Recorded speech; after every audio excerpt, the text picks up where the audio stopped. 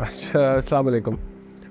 2-3 ماہ گزر گئے، کوئی نئی ویڈیو نہ آئی اور بہت کچھ بدل گیا۔ پولیٹیکلی تو میرا خیال اٹس ناٹ دا فورم اور نہ ہی کچھ بولنا چاہیے۔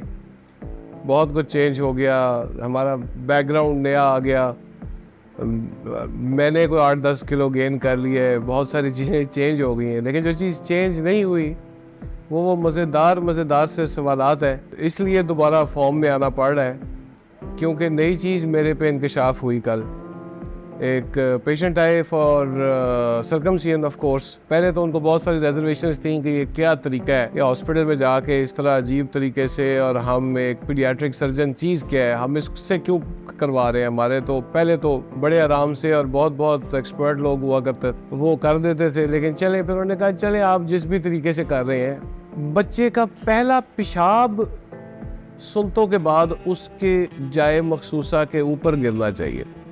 اب وہ میرے لیے ایک نیا کانسیپٹ تھا۔ وہ غالباً بچے کی دادی تھیں اور انہوں نے یہ کہا کہ یہ ایک اسپیشل ریکویسٹ ہے۔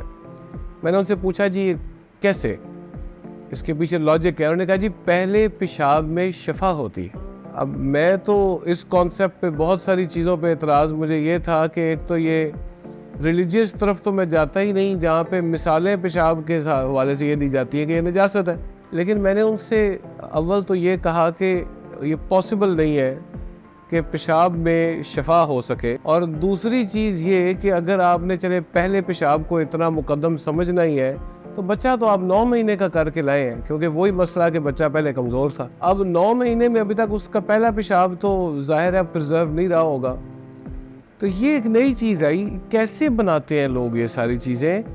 اس طرح کے کانسیپٹس آتے کہاں سے ہیں؟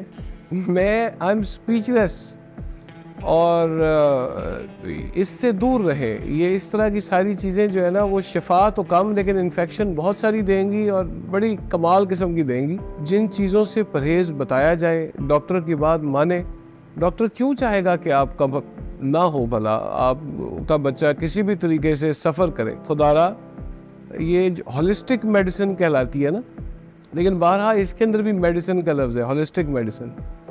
تو ان عقائد میں کم از کم نجاست کو دور رکھیں، شفا کو الگ رکھیں، اور ڈاکٹر کی بات مانیں۔ اللہ تعالیٰ آپ کو، آپ کے بچوں کو اپنے حفظ و امان میں رکھے۔